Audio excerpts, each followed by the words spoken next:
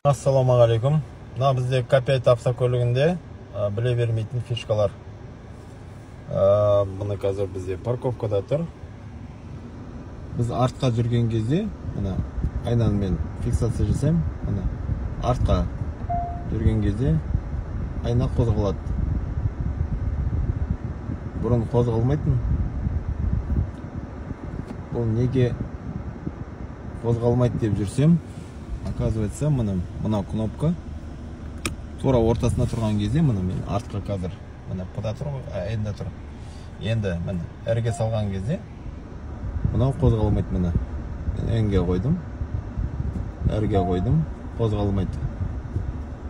Енді мен мынаны солға немесе оңға қойып әрге салатын болсам, мына автоматом айна төмен қарай түседі. Екі айнада.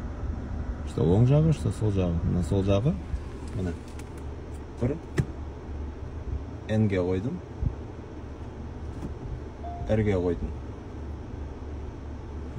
Осындай болады екен. 360.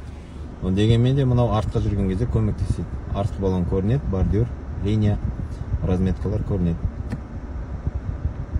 Осындай.